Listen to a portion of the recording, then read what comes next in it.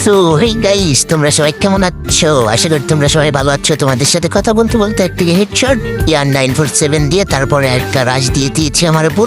তার উপর আমি ঘুরে উঠে রাশ অ্যান্ড নক।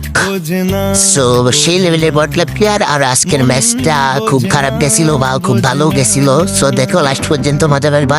সামনে একটা প্লেয়ার ইউএমপি ঠাসা অ্যান্ড তারপরে নক অ্যান্ড তারপরে ফিনিশ করে সামনের দিকে যাই। তারপরে সামনের দিকে আসতেই দেখি আমাদের হৃদয় ভাই নক। তারপরে হৃদয় ভাইয়ের যে প্লেয়ারটা মারছিল ওটা দেখে একটা আপু সুন্দরী কিউট, তারপরে ওটা নক করে দিলাম।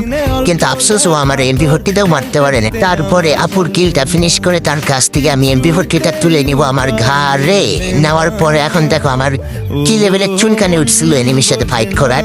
সো একটা নক দিলাম, তারপরে আমার দেখি যে আমার হৃদয় ভাই আমার নক, হৃদয় ভাইয়ের নক থেকে রিভাইভ দিলাম। দেওয়ার পরে সাইড দিয়ে ঘুরে গেছিলাম, যার পরে দেখো এখানটা আবার একটা প্লেয়ার নক আমার টিমেরই।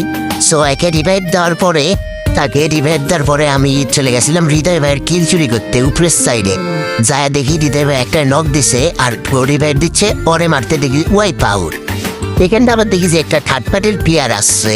তো আরে দেখো আমার টিমমেটের মুখের সামনে থেকে কিভাবে কিলটা চুরি করি অ্যান্ড এই দেখো কিল চুরি কারে বলে।